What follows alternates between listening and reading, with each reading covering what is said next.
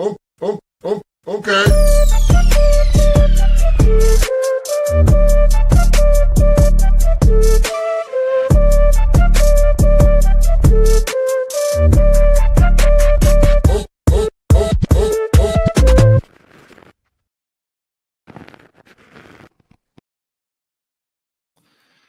Good afternoon, everybody, and welcome to the Daily Herold here on Badlands Media. I am your host, John Herold, and I believe I got a pretty good show lined up for you. There actually is quite a bit of news stories, a lot of it economy related, but we are going to be joined by Gabrielle Cuccia at some point. I don't actually know when. I guess we never settle on the time, but she'll hop in at some point, and I'll bring her on, and we're going to talk about some stuff at the Pentagon that I've been curious about, some breaking news and some stuff from last week too. So should be a good episode. Before we get into any of that, got a couple housekeeping items and a sponsor to get to.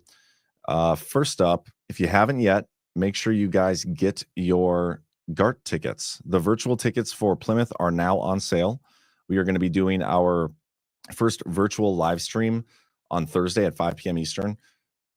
What else? Single day tickets for Plymouth are also now available. And if you get your ticket to Plymouth, you will have first access to Deadwood tickets. So those will be sent out on Thursday with the link to the live stream. I think that's all I have on this. So yeah, just get your tickets, guys. It's going to be a good time. We're going to try to do at least 3 or 4 of these exclusive live streams before we actually have the conference. So you'll also get access to the exclusive GART chat, the Telegram chat, to interact with other in-person and virtual attendees. You get behind-the-scenes photos and videos. And Jordan Sather this time around is going to be making a dedicated effort to get more content from behind the scenes. So very much worthwhile. And then our sponsor today, we've got a new one, Block Trust IRA. Years ago, it was said there would be a new energy force in finance. Today, we believe it is here. BadlandsCrypto.com, in partnership with Block Trust IRA, offers a secure path to convert your IRA or cash to cryptocurrency, protected by a revolutionary AI technology called Animus. Unlike meme coins or scams that prey on the faithful, the patriots at Block Trust IRA offer real managed accounts with AI Animus technology that navigates the market with computer-based precision, reducing the risk of volatile cryptocurrency market. There's a reason Animus AI Technologies was named the #1 trading strategy in the world in 2023 by Bitcoin Magazine. Whether you have a retirement account like a 401k or an IRA, or just cash savings sitting in the bank, making you little to no interest, you guys got to make the switch to Block Trust IRA. With best-in-class military-grade technology, their clients are 100% insured for up to $200 million. In fact, BadlandsCrypto.com, they are so confident in their ability to help you succeed that for a limited time, they are offering up to a $2,500 bonus in crypto when you open an account. So again, that's BadlandsCrypto.com. Find out how they can help you out, return the best-performing asset of the decade. And awesome. With that, I'll bring on Gabrielle. How's it going, Gabrielle? Oh my gosh, I'm so glad I made it. I felt so ashamed being, last time or the first time that we talked, I was like, oh, yep, I worked in White House IT, and all of a sudden I couldn't log on here. And I was like, I'm so embarrassed. Oh, don't worry about it. I was just going to go into the news stuff until you came on. So no worries. We're pretty relaxed and low key over here at Badlands. This is good. Very appreciated about it. Yeah, appreciate it. No, well, we appreciate you being here, and there's a lot of stuff that's been going on. So I'm glad you're back on to talk about it. And I think we should start with, I think this story. Trump was at the White House yesterday, and he talked about the budget at the Pentagon. I'm gonna play this quick clip. We have great things happening with our military. We also essentially approved a budget, which is in the facility, you'll like to hear this, of $1 trillion, $1 trillion. And nobody's seen anything like it. We have to build our military, and we're very cost conscious, but the military is something that we have to build, and we have to be strong because you got a lot of bad forces out there now. So we're going to. That's the part. I mean, $1 trillion budget in age of Doge and cutting wasteful government spending and all these things. The DOD hasn't passed a budget in like 7 or 8 years. What are your thoughts on this? Yeah, so I wasn't necessarily surprised in the sense of what the military is looking at in capabilities for the future. Specific to, a lot of people always kind of want to laugh at what the Trump administration might roll out. Like, what, for example, being like Space Force, right? Everyone thought that that was a wild idea, that it was not going to be cost effective. And what is this thing even? Like, can't the Air Force just do this stuff, right? And then the Space Force turned out to be exactly what we need when we talk about the war apparatus outside of just being on the ground or say in the air. So I say that to say the first thing I thought about was, okay, he's probably talking about since the Missile Defense Agency has been evaluating contracts between Boeing and Lockheed, and we can talk about Boeing and Lockheed and how they operate in general, but them being the two buyers for, say, the Golden Dome. To me, I would say that justifies the price and what we're looking at in bolstering defense capabilities here in the United States, because that program is incredibly, it comes with a very high price tag. I believe when they initially talked about the reports, this was about 3 weeks ago, it was about at least like $1 billion, at least. Really? And that was just in doing the actual programming. Then you have to think about how much money it takes to maintain a said Golden Dome year after year after year, which is going to be like probably half that price in maintaining, I would imagine. So with that, and then you talk about those next gen fighters that the Secretary of Defense, announced with Boeing a couple of weeks ago. Yeah, all of those types of price tags, I imagine that's what they focus on. And I get you. Like, that's the first thing I'm thinking too. Outside of this, like the initial thought is like, okay, well, we're trying to reduce as much as we're trying to do here. But when you roll out all of these other additional initiatives that we talk about, then you have that money to actually potentially reallocate or be smarter in how you're actually spending those funds. So I would be, I'm with you. I think two things can be true at the same time. And I'd be really interested to see like what the audit looks like, even following after this very first year with a Secretary of Defense and all these initiatives with reduction elements from DOGE coming in. What does an audit actually look like when the microscope is on this administration and not the ones prior where they're using? You know what I'm saying? Yeah. So those are the thoughts that come out of my mind. But I mean, I wish I had the answer for everything, but Elon Musk has been there, right? And they are they working through an audit already, or is that not till later? They've been doing continuous audits, and actually DoD, they're rolling out every Friday. They put together like a weekly sit rep where they'll say what they've been working on, and almost every single time so far they've talked about what they've reduced. I mean, I think the last reduction was about like $80 million, and that was all just from like DEI initiatives.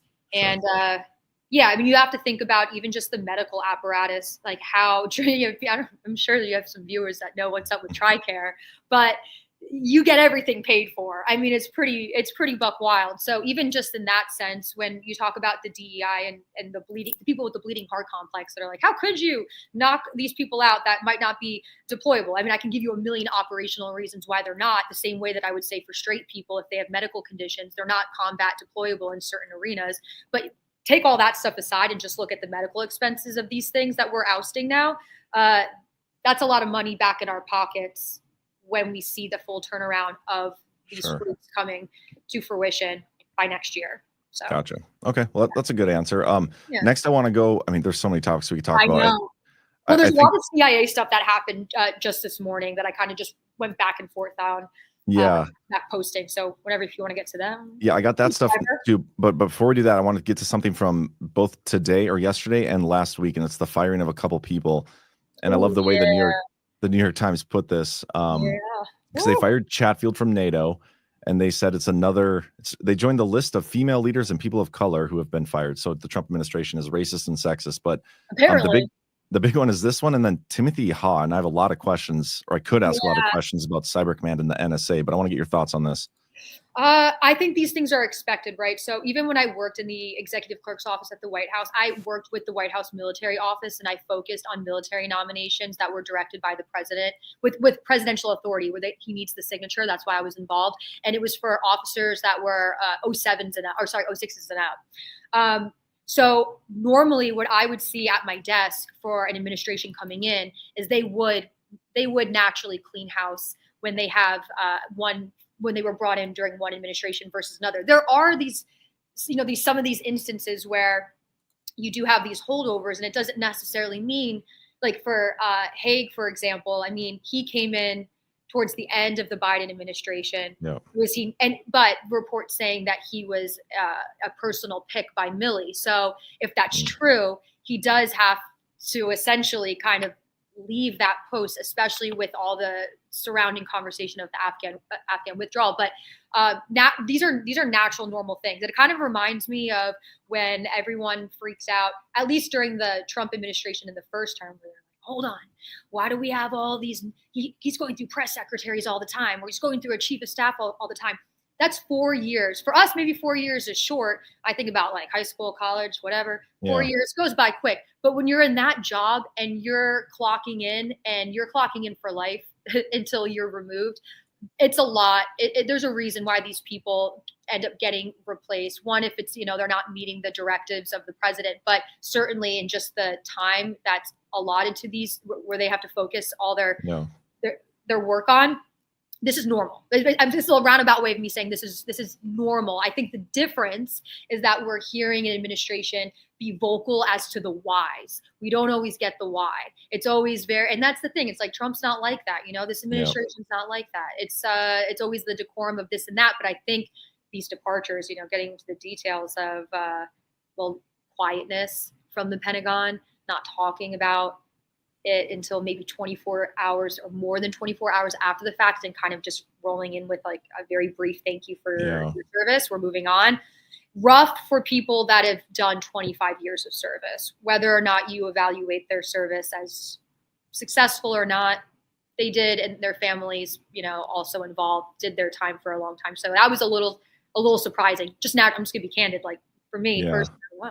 But have you heard anything about so in Trump's first term, they put forth a proposal to split Cybercom and NSA, and that's why I think the Haig firing, I've been pronouncing it wrong for a week now. I always say I do back and forth all the time, so it's okay. But they fired him, and the reason I was interested, because I've looked into this stuff a lot, and they put forth a proposal in 2020 to split up Cyber Command and NSA, and I'm wondering if you're hearing anything about them trying to do this again, because it never went anywhere. Yeah, I think it's a good indicator see, you're smart. I thought the same thing. I haven't heard anybody confirm it or any whisperings about that just yet. When I do, I will let you know immediately. But awesome. I think at least at this point, it does open up that opportunity just naturally, because you don't have someone in that post anymore. And I think it's fair. I always thought that was really conflated to have this dual purpose role, or tri-purpose role, actually, for him particularly. So yeah, that makes way more sense in my opinion. Yeah, and I think they should do it. We'll see. They probably will. Yeah. I don't have it on the record from any sources here that would say otherwise, but just from my perspective, I agree with that. Yeah, if you hear anything, let us know. I always keep tabs on Ezra Cohen-Wanek. Yeah, no one's talking about that. It's good. Yeah, he's advocating for it quite a bit, Ezra. So I'm always curious. But okay, let's get into the CIA stuff. I think there's. Yep. I don't know which article to share. Maybe this is the one, or the post that you had. This was today, right? Yeah. Yeah. Oh, the COVID one. This is a fun one. And it's a positive one. Actually, I talked to the whistleblowers today, and they were really happy about the outcome. Obviously, they want more out of it, but just to kind of get your viewers who are listening right now on speed, is that back in February, I posted about this. I've known about it for a while, but the CIA under the Biden administration rolled out, they did a forced vaccine mandate, which is really funny too. There is this whole transition between the agencies, the IC, especially in covert operations, going from, say, alias to true name because of biometrics. That's kind of the route that they've been going down a lot. So they were using that as justification per these whistleblowers to force people to get the vaccine, even though they could fake an identity. Like, we have the ability to fake identities and do all these things. We don't have any moral compass when it comes to the CIA. It's just to get the mission done, however it can be done. So there was a lot of argument and contention within the walls of, do we really need to make people actually take the vaccine? And the answer ultimately became yes. And per this specific whistleblower that I did post about in February, their actual chief in their deployment group said, quote, direct quote, "We work for the Biden administration," which historically, not to go down the whole entire weeds, John's probably like, oh God, why did I give this girl a mic? But the CIA, I know everyone, for the MAGA people, like we were always like, CIA is bad. There's a reason for the season. There are elements of the CIA that have been very successful and very helpful, and there's a lot of really good patriots in there that love this country just as much as we do. Okay. And they would give a lot of them coming from the military and not wanting to stop serving. So they do it in different elements, whether it's like ground, branch, or air, or maritime, whatever it may be. So I say all that to say it's, like take that part aside and just understand that these people, just like in the military, they took this vaccine by pure force by an agency that is, their actual mission is they make you repeat it ad nauseum that this is not a political institution, that all the information, all the intel collection is to present to lawmakers, the exact words, present to lawmakers for them to factor into policy making. That's it. The problem is that now we cherry pick what we present to lawmakers and what fashion we do that. And so that's why the CIA has been completely just a mess. But anywho, they roll out the COVID mandate, they force it, then they want the officers to go and be administered the COVID vaccine from their actual medical office. Just like how the DOD has their own medical, CIA also has their own medical. And the COVID cards with the certain serial numbers that are in consecutive order tip off foreign adversaries, whether you're overt or covert, that if you have this COVID card, and remember when you travel abroad, you had to upload the card in order to get into said country. So that's a requirement. So these officers, whether they're overt or covert, take those vaccine cards that they were forced and given, upload them, go on deployment. And a couple months later, we find out the CIA puts out an alert email, CIA-wide, even to contractors, to let them know you better turn your card back in because of this security threat. Wow. No one has reported this. I was sitting with this for a while. I said, I've had enough. I'm just going to post about it.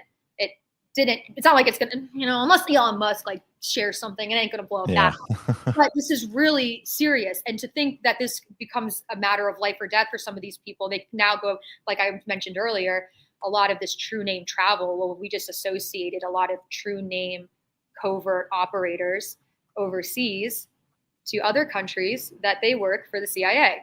So even if they get these new cards, of which they did, we're still doing business as usual, and there was no course correction whatsoever, and understanding that we might have destroyed someone's cover, who say maybe even operated for the last 30 years or more. That's like the stupidest thing an intelligence agency could do. I can't believe it. I can tell you, I can do you one better. Well, maybe not, but just on the same level. Other reports that I've heard from whistleblowers, there's a counter intel director in this one deployable group. And I'll say it was a she. She was so excited to pass out the hard cash for this particular group going on a deployment, and was so excited to give them the money to say, look how clean and beautiful this money is. And it's all in sequential order as the CI director for that group. Unreal. Like you're laughing because you immediately know that's a horrible decision. So anywho, that was reported. The whistleblower post that I did in February got up from sources familiar with the firing that just came out this morning. Radcliffe had seen that whistleblower report amongst a few other things, because this person that you see here, a real looker, she, I shouldn't talk like that, but she, thank you. Terry Aderim, she also was a Pentagon holdover, senior Pentagon holdover that got pushed over into the CIA Center for Global Health Services. And so she had a hand in this COVID mandate for DOD, but also for CIA. And so this was one of the reasons why the CIA director removed her immediately. This was something I alerted the agency about as right before I posted this. I would let them know that I was posting it. That's a crazy story. I can't believe that hasn't gotten more traction. But there's one more story.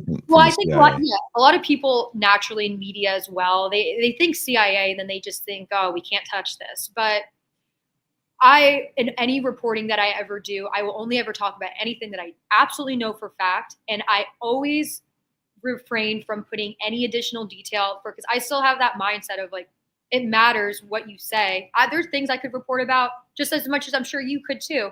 I wouldn't, but I wouldn't in some senses because I am an American and I want America to win and I don't want to give any adversary a tip off. So Yeah, no, that's great. This is the other CIA story, and the yeah, this familiar is a good name here, one.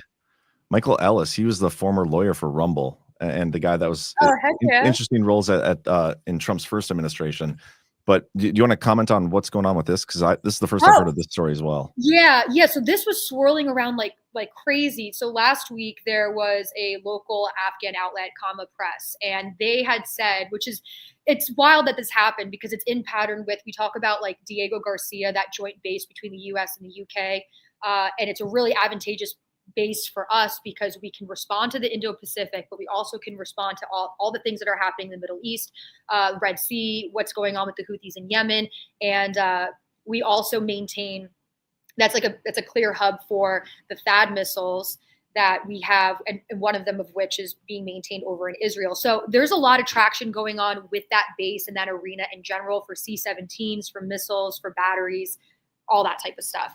But at the same exact time that this is happening, I don't know if this was a genuine mistake, but this local outlet, this caught on like wildfire over the last 24 hours. And a lot of even like my favorite outlets were posting about it, saying that the C-17s were landing at Bagram Air Force Base, which is right next to Kabul. So remember, we did the Afghan withdrawal for a reason. I can't imagine that we'd be doing anything overtly, at least at this point in time with this new administration, maybe down the road. But saying that they were dropping off military equipment, vehicles, and then the kicker being that it was the deputy director, Michael Ellis, from the CIA.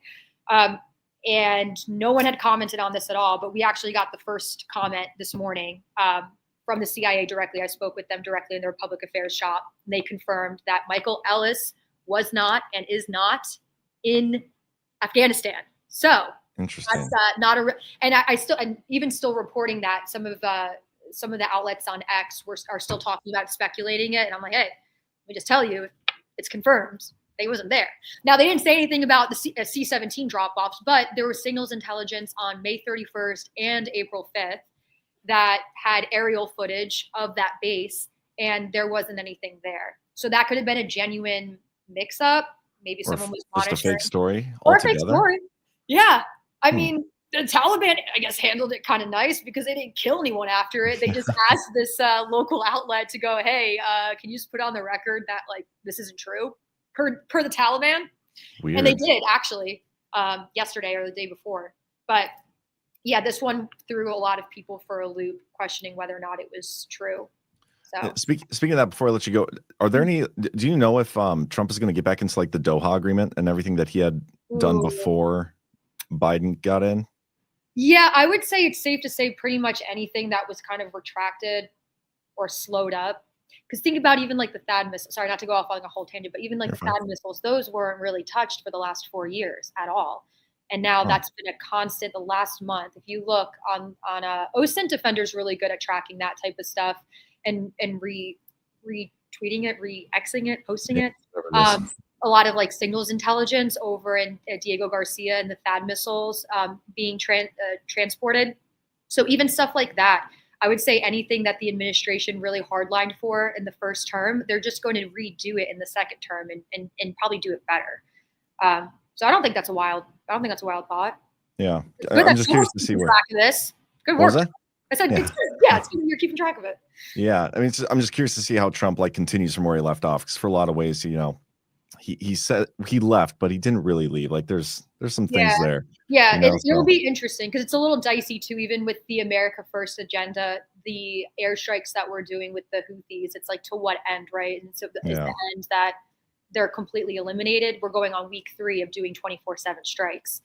So yeah, their resources being supplemented and we are supposed to be meeting with or Trump is supposed to be meeting with Khamenei this weekend. Yeah, that should be a real interesting one. I am hopeful for that. But I think we've, I don't know if you've seen, a lot of militant groups across the Middle East have actually been leaving their headquarters and trying to flee elsewhere to stay under the radar because they're actually worried that we're going to do airstrikes very similar that we've been doing to the Houthis. Oh yeah. It's wild. And I haven't seen that. I haven't seen that in the last 10 years. If anything, this is usually fuel when U.S. forces go after these guys. They're like, we love it. This is our MO, like they do their chants and they'll full send, but not the case. Outside of the Houthis, it hasn't really been the case. Everyone else has been pretty quiet, which isn't normal. Interesting. Yeah. Well, So that's one to look out for. Awesome. Well, any other stories? Otherwise, we can let you go. You're like, oh, just cut the cord. No, you're good. Oh, no, that's it. I appreciate the time. It's always really fun being on with you. You ask great questions, and any developments from Doha or anything else, the NSA, I'll definitely keep you posted. But we're looking pretty good. And also, just because of the COVID thing with the CIA, this is coming at the same time that the military is officially put in writing that they're going to reinstate rank and back pay. And I think just wanted to throw that out there. So there's a lot of really good things happening too surrounding the speculation of what's happening in the future. There's good things happening right now. So that's great. Awesome. Yeah. Well, as always, appreciate you coming on, and we'll likely see you next week. All right. Sounds good. Thanks. Thanks, bro. Bye. All right. Awesome. As usual, she is a wealth of information. It's great to have. She's not our correspondent at the Pentagon, but we're going to treat her like she's our correspondent at the Pentagon. But let's get right to the rest of the news here. Doge has not yet updated their website again. Just keep lying to us. Everybody's lying to us. It's supposed to be weekly, semi-weekly, and it hasn't been. But oh well. No updates on the website, and I'm probably gonna have to cruise through a lot of this stuff because I have quite a few stories lined up, and we're about halfway through the show already. So yeah, no updates to the website, no executive actions. That always bums me out, but is what it is. A lot of news about the financial situation, the markets, the tariffs, and everything. The last 24 hours have been kind of insane. So yesterday during the day, and it might have even been during the show.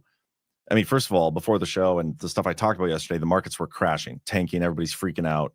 The mainstream media was having a field day with how this was affecting, Trump's administration, right? Any negative press for them is good. Bad for Trump. They capitalize on it. Propaganda. You guys know the drill. But there's a brief period where they all went back up again. And then they kind of stagnated a little bit. And then today it's gone bonkers. Oh, it might be down a little bit now. But as of when I pulled this article, which was about an hour and a half before the show, there was a huge bounce back from the spiral yesterday. Dow futures rose 700 points. S&P 500 futures were up. NASDAQ was up. Let's see. Talks about the trade war. I want to get a couple of these other articles in here. Peter Navarro, this was interesting. Trump's top trade advisor says it's just finding the bottom now. It's going to happen, blah, blah, blah. I guarantee that, and I guarantee no recession. So Navarro guarantees no recession. He is definitely much smarter than I am. He's definitely much more in the know than I am. I still think we're going to have a definitional recession. It's just not going to feel like a typical recession. So we'll see what happens. Either way, I'm comfortable with it. It's the growing pains we have to go through to get to where we're going to get on the other side of this. So it's a good thing. We can't get to the golden age without clearing out all this BS first. But all the Asian stocks were higher. Japan's benchmark was higher. South Korea, Australia, Hong Kong. What else? Europe, France, everything was up like today. So things are pretty crazy. We got this in terms of tariffs. So a lot of negotiations, a lot of stories around this. I'll get to South Korea. A clip from yesterday from Trump meeting with Netanyahu, which, by the way, I should have had Gordon on today too to talk about that. I didn't get a chance to watch, but apparently Trump talked like the whole time and basically completely embarrassed Netanyahu. But this is what Besson said about other countries ready to negotiate after the tariffs have been implemented. Market is trading higher today, and we did see what was welcomed yesterday, and that is a bounce from some of the lows and even a higher close on the NASDAQ. One of our guests, Mr. Secretary, earlier mentioned the resumption of the trade put, and not coincidentally, it coincided with your trip to Florida over the weekend, where reportedly you were stressing that the market needed to hear that negotiations about these tariffs were in play. Lo and behold, we did see a bounce. Is that a fair assessment? Do you think that's what happened? Well, it's not a fair assessment of what happened over the weekend. I went down to see President Trump, as I do many weekends, and I can tell you it's all President Trump's decision, and he had a view on after Liberation Day that we should go into quiet mode and let our partners think about the kind of the shock and awe that he presented, and over those following few days from April 2nd, we had I think we're up to 70 countries contact the White House for how to come and negotiate. So, I would say that the negotiations are the result of the massive inflow of inbound calls to come and negotiate. Had nothing to do with the market. What I'm looking for with this stuff, with these stories, in terms of negotiation, and correct me if I'm wrong, chat, because I don't know for sure. It's possible I missed it, but I'm pretty sure we haven't had any actual like full-blown negotiations yet. Oops. Like, so I don't think we've had a country come to the table wanting to negotiate the tariff after the tariffs have been implemented, and we've actually come to an agreement after the tariffs. So if I'm wrong, let me know. But what I anticipate happening is these negotiations, we're not going to negotiate into anything that's going to negatively or adversely affect us, the United States. Best case scenario for all parties involved is zero tariffs or an actual like reciprocal tariff of some point. But as we speculated last week on the Power Hour, on Wednesday's Power Hour, is the long-term goal here something that's Bessent himself has said prior to Trump being inaugurated, is like the long-term goal of the tariff situation is to get to no tariffs at all. Is that what the negotiations are going to look like? Like if Japan comes or South Korea or any of these countries come to negotiate, are we just going to end up being okay? No tariffs for anybody. We're all friends here. Because that's what I anticipate happening. I don't know for sure. Just a guess. But we'll see. But it's great that 70 countries so far have been wanting to come to the country or come to the table. We have this is South Korea right here. South Korea will not follow China in fighting back against tariffs imposed by the U.S., its leader told CNN. The Asian democracy and longtime U.S. ally faces 25% tariffs as a part of Trump's global tariffs rollout this week, which could hammer an export-led economy that fills American homes and roads with brands like Samsung, LG, and Hyundai, and drive up the cost of those goods for consumers. Acting President Han Duck-soo said South Korea clearly would like to negotiate with the U.S. and praised the two countries' very strong alliance. I don't think that kind of fighting back will improve the situation dramatically, he said, downplaying the significance of a recent meeting between the trade ministers of the three Asian nations. I don't think it will be really profitable for the three of us, and especially for Korea. So are we going to get to zero? Couple comments from the chat here. Long-term goal is zero tariff and no corruption. That's from Bravest. Spetzel. Nice to see you, Spetzel. I think you're right, John. Some have been flatly rebuffed. Vietnam due to other methods of fixing the system, even the playing field. Level playing field is what I think you said a long time ago. One country at a time. Zero has better purpose. Yeah, you chat know what you're talking about. So I agree. I think that's a long-term goal, but we'll see what happens. This was in line with the story I just read. We got this Truth Social post from Trump. This was this morning. I just had a great call with the acting president of South Korea. We talked about their tremendous and unsustainable surplus tariffs, shipbuilding, large-scale purchase of U.S. Liquid natural gas, their joint venture in an Alaskan pipeline, and payment for the big-time military protection we provide to South Korea. They began these military payments during my first term, billions of dollars, but Sleepy Joe, for reasons unknown, terminated the deal. That was a shocker to all. In any event, we have the confines and probability of a great deal for both countries. Their top team is on a plane heading to the U.S., and things are looking good. We are likewise dealing with many other countries, all of whom want to make a deal with the United States. Like with South Korea, we are bringing up other subjects that are not covered by trade and tariffs and getting them negotiated also. One-stop shopping is a beautiful and efficient process. China also wants to make a deal badly, but they don't know how to get it started. We are waiting for their call. It will happen. God bless the USA. And I do think that's kind of funny because, so how he ended this True Social post, okay? He ends the True Social post with this, just to show you how clickbait works on Twitter. China also wants to make deal badly, but they don't know how to get it started. We're waiting for the call. Clickbait Twitter comes out with, just in, breaking news. U.S. President Trump says China wants to make a deal badly, but they don't know how to get started. That's essentially clickbait. They could just reshare the post and say it, but I wouldn't consider this breaking news, but whatever. Tomato, tomato. Interesting, though. I wonder what else is going to be negotiated here. Are they going to go to zero tariffs and then something else? It's also interesting. South Korea is one of the first countries that we've heard of with this. But I guess Netanyahu's at the White House yesterday. We can play that clip. Well, we're talking about a whole new trade. Maybe not. Maybe not. Don't forget, we help Israel a lot. You know, we give Israel $4 billion a year. That's a lot. Congratulations, by the way. That's pretty good. But we give Israel billions of dollars a year. Billions. Well, we're talking. And so the reason this is interesting, and Ghost is by far the one to talk about this. Make sure you tune into his show on Friday. But not reducing tariffs on Israel because we give them billions of dollars a year already. That's brilliant. Love it. We shouldn't be giving them the $1 billion. Like how Trump said that, congratulations, you're basically ripping us off. I bet we reduce the spending on Israel to zero at some point, and probably in the near future. Just some interesting commentary, but I would like to hear Ghost's comments on that before I speculate a little bit too much. I thought Tracy Nanette, I thought tariffs were paving the way for zero taxes. Yeah, I would agree with that. That's my thought too. I questioned a while ago that, how are we going to fund our sovereign wealth fund if with this tariff situation?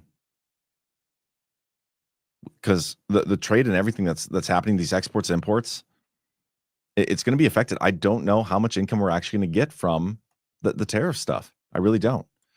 Bravest in the chat says, I hope John reads all that. I don't know what you're referring to. But yeah, I'll read it if it's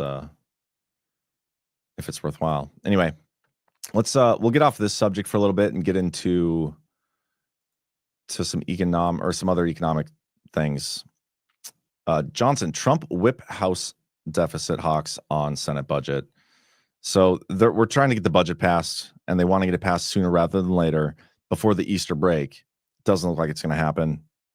President Trump is pushing House Republicans to quickly adopt the Senate's new budget framework. And Speaker Mike Johnson says speed really matters, but fiscal hawks still aren't sold on the clock's ticking pitch. House GOP leaders plan to tee up a final vote midweek on the fiscal roadmap they need to adopt in order to draft and pass Trump's big, beautiful bill along party lines later this year. Deficit hawk, isn't that funny? They already know that it's going to be a party lines vote later. Deficit hawks, irked that the Senate didn't match their mandate of $2 trillion in spending cuts to balance out cuts, still want to take more tweaks to the budget measure that's already ping-ponged across the Capitol 3 times in less than 2 months.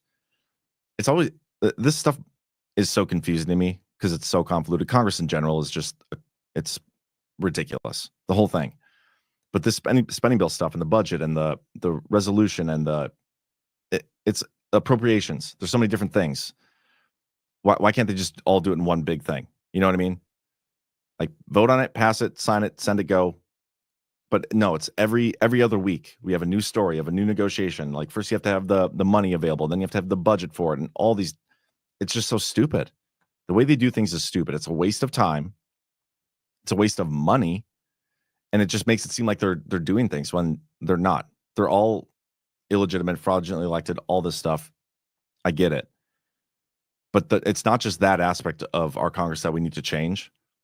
The fraudulently elected aspect and illegitimate aspect. It's how we actually do Congress. If you go back to the way the founders intended in like the first Congress, they were there for like a month or two. Then they go back home and do their real job. That's what they do at the state legislature. Like here in North Dakota, they meet for a couple of weeks, maybe a month and a half, depending on how much work they got to do. And they're done for 2 years. Why isn't our like Congress like this the same way? Federal Congress. It should be that way. PJW, Trump just put 104% tariff on China. What? Is it on True Social? That's awesome. Oh, yep. White House enacts. White House to implement 104% tariff on China. Oh, that's amazing. The White House will impose 104% tariff on Chinese goods after Beijing failed to meet President Donald Trump's noon deadline to withdraw its 34% retaliatory tariff. I wonder if there's a clip of this. Hold on. Hold for processing while I look for. Oh, well, here's a different clip. I always forget that she's typically goes live when I'm live.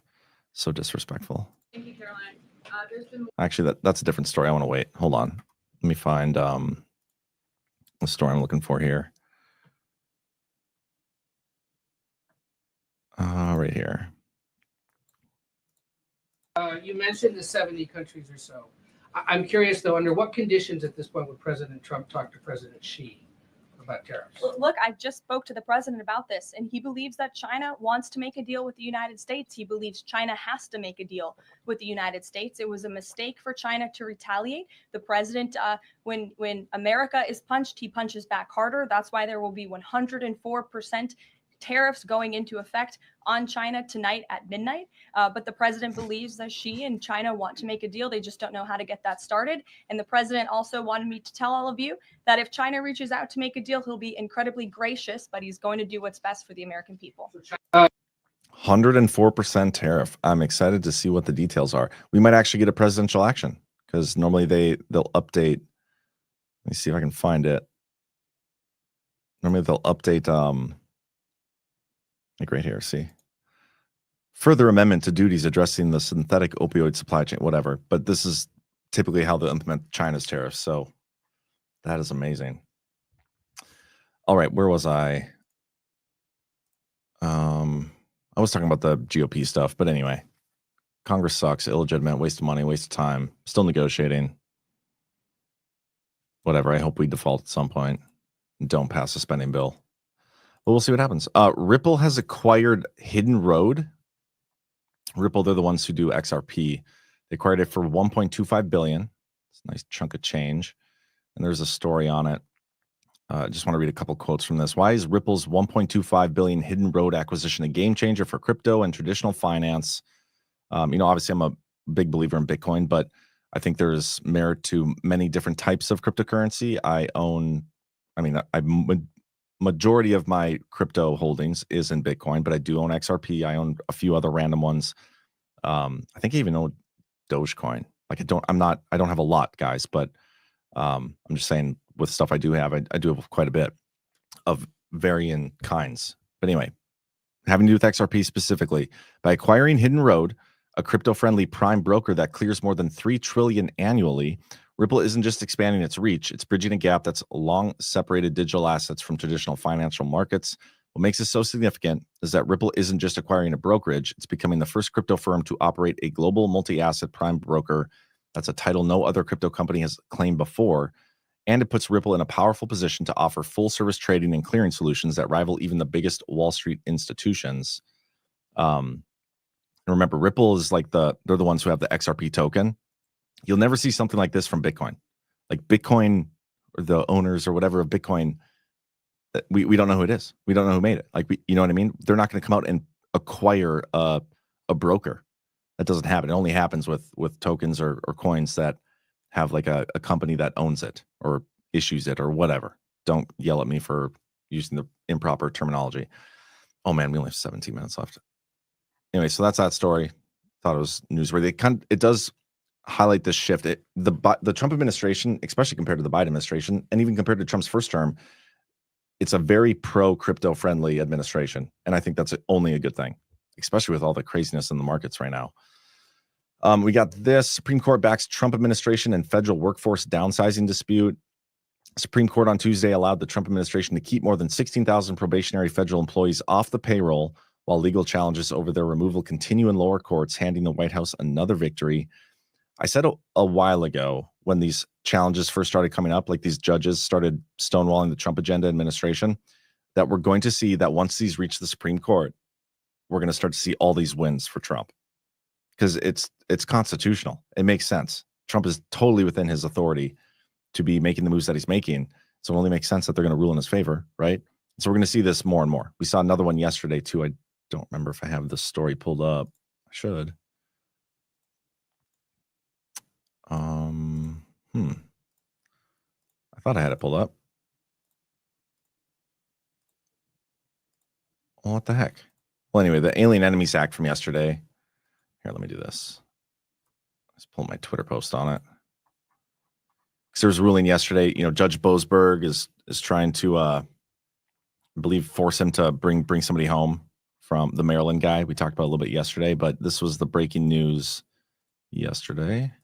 We're getting some breaking news at this hour coming out of the Supreme Court. The U.S. Supreme Court has handed President Trump a victory, letting him and his administration use the 1798 law that historically has been employed only in wartime to swiftly deport alleged Venezuelan gang members as part of the Republican president's hardline approach to immigration, granting that administration request to lift the Washington-based U.S. judge James Boasberg's March 15th order that had temporarily blocked the summary deportations under the Alien Enemies Act, while litigation in the case continues to the Supreme Court.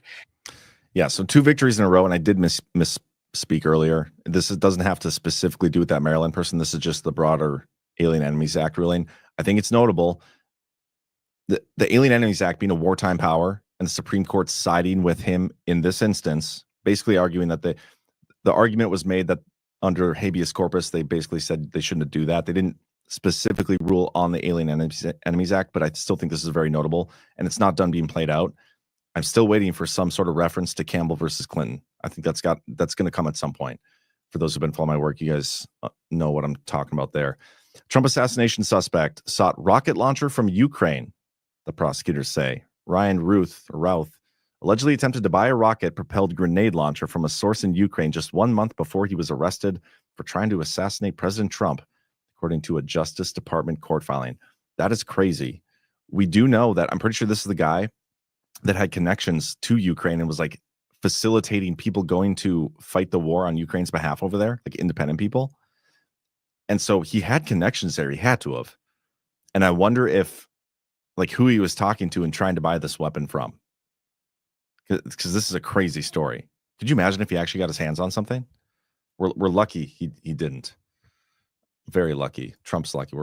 We're all lucky that he did not get his hands on that. But yeah, that's going to be an interesting one to watch play out in court. ICE granted access to TAC records under new deal with IRS and DHS. The Department of Homeland Security and Internal Revenue Service have finalized a new agreement allowing Immigration and Customs Enforcement to obtain taxpayer data to track down individuals with final deportation orders who have remained in the U.S. beyond the legal 90-day limit. This is great, but how many of these people in our country illegally or beyond the legal 90-day limit are paying taxes? Probably not many. But anyway, it's still newsworthy, I guess. DNI Tulsi Gabbard launches task force to investigate politicization, I hate that word, and restore integrity in intelligence community. We've been waiting for this. One of the many things we're waiting for, election integrity, all these other things, but to see some accountability, and maybe this is where we get it from our intelligence community. Director of National Intelligence Gabbard has formed a new internal task force, the Directors Initiative Group, to promote transparency and accountability through the intelligence community. The group's first priority is investigating potential weaponization within U.S. intelligence agencies. I think it's great. Among the documents under, let me read this. According to officials, DIG will also address politicization, unauthorized leaks of classified info, and push for the declassification of material that serves the public interest. Among the documents are records related to the origins of COVID-19. That'll be interesting, even though we've kind of already know the drill with that. We've seen behind the scenes with some of that because the military released something and DNI Ratcliffe released something back in the day. We also had one from, was it Coates? DNI Coates, or I can't remember if that was her name.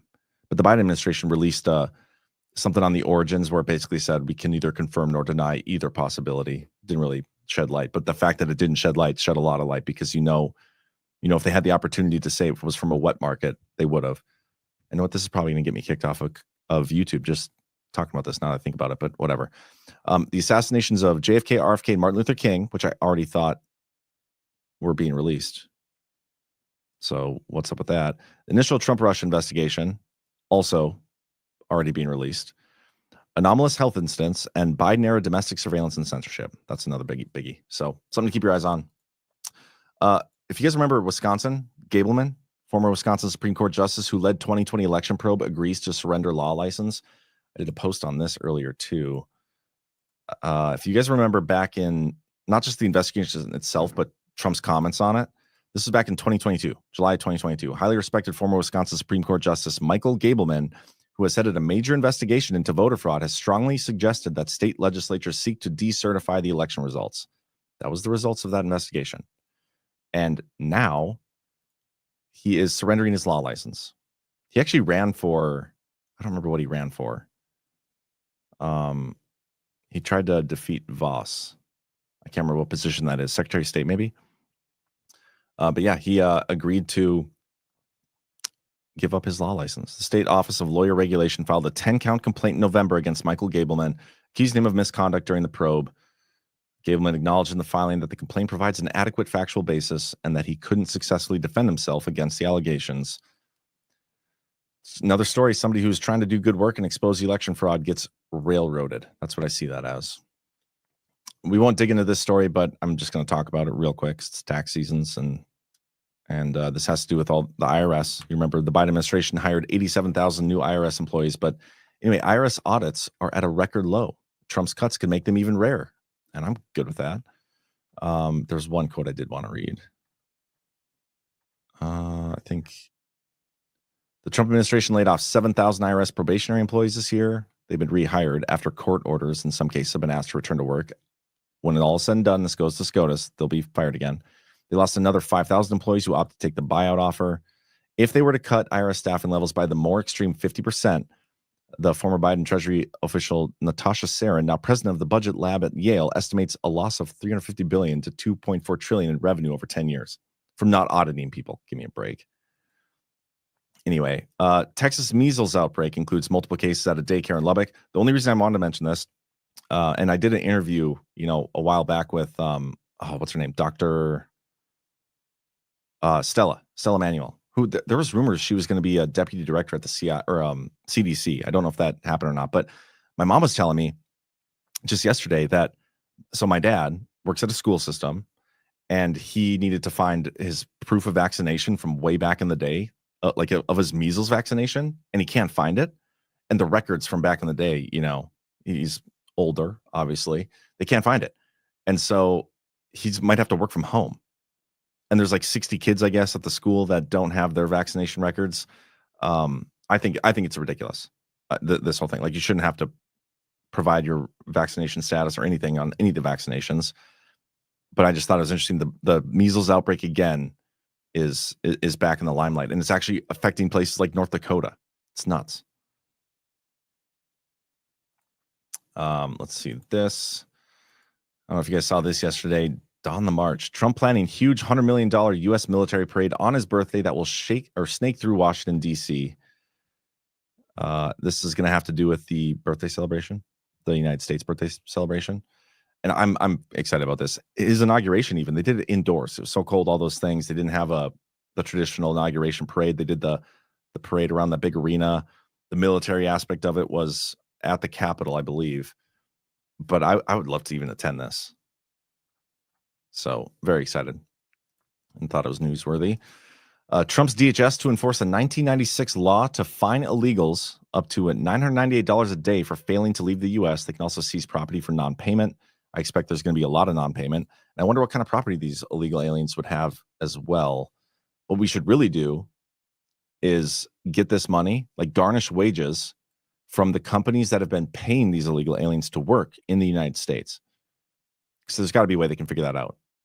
And if these people don't have the cash, if you start going after the companies for this money, for hiring these employees, they're going to stop hiring those employees. But anyway, Trump invoked this law during his first term, but Biden rescinded it. Leave and self-deport, says Libs of TikTok. Oh, this is so stupid, this story. I don't know if you guys saw this, but they're bringing back the dire wolf. The dire wolf once roamed an American range that extended as far south as Venezuela. Relying on deft genetic engineering and ancient preserved DNA, colossal scientists deciphered the dire wolf genome, rewrote the genetic code of the common gray wolf to match it, and using domestic dogs as surrogate mothers, brought Romulus, Remus, and their sister 2-month-old Khaleesi into the world during 3 separate births last fall and this winter, effectively for the first time de-extincting a line of beasts whose live gene pool long ago vanished. What are we doing? They're also looking to do the woolly mammoth, the dodo, and the thylacine, or Tasmanian tiger. These guys have not seen Jurassic Park. This is a nightmare. I mean, it's cool. Direwolf now is alive again, but I don't know if this is the route we want to be going down as a society. Just my opinion. This is part of the next gen profit transhumanism agenda. I don't like it. But anyway, I believe that's all the stories I got for you guys today. So do me a favor, hit that thumbs up. I greatly appreciate it. Got a couple rants I'll read through really quick, and then we'll get you out of here. Team Smooth says only Badlands ? I like it. I don't know what that's in reference to, but thank you for the rant. Q Swords, for live updates on Doge, go to usdebtclock.org. Just to explain how that works, thank you for the rant, by the way. US Debt Clock is not in any way associated with the United States government. It's a separate company, and they estimate the savings based on publicly reported information. So like even our debt, they take a bill that we pass and how much we're spending, and they average it out over, however many time period to how much we're spending a minute or a day, whatever, however they do it, a second. And then they just have this program to run. Like there is no official association. So while it's a good resource to use, I wouldn't consider it to be fully accurate like the Doge websites will be once it's up and fully operational and updating every time they add something to the site, like they say they're going to do. But yeah, for the time being, that is probably one of the better ways to estimate the savings. And I know Elon Musk reshares posts about the US Debt Clock too. I just want to make sure people are aware it's not officially associated with the United States government. Bravest says, just wanted to let you know how many of us were thanking Badlands for teaching us how to think differently. Thank you. Thank you, Bravest. Always see you in the chat, man. Appreciate your support. Or woman. I guess I don't know if you're a man or woman. But appreciate you guys. Appreciate all you guys for watching. Make sure you hit that thumbs up. I'm going to check for boosts quick too while I'm at it, since I got a couple minutes to spare. And don't forget to get your guard tickets if you can attend in person or not. Whoops. Get your virtual ones. Okay. This is from a couple days ago. Mr. Chemo for $100 just says period. Let me show you that. Thank you. Thank you for that. And we also got April 3rd, Monty 710. I haven't read these in a while. Rise and shine, John. Don't let anyone steal your joy. Also, rants don't always work. Have you looked into Cash App or other apps yet? Chin up. We love you and all you do. Keep up the good work. I do have a Cash App, but it's my personal thing. I have to create one connected to the business account. So I'll look into it. We'll look into it. ADC for $15. USA doesn't allow dual citizenship for all nations. Bare minimum should be disclosure. For sensitive U.S. services like military and gov, ongoing questions check should be done. Thank you for pushing great questions and warrant answers. All right, that's everything, guys. Have a great rest of your day, and I'll see you tomorrow, 1 p.m. Eastern, right here on Badlands. 0. 1. Extra, read all about it. 2. 3. Let's get started.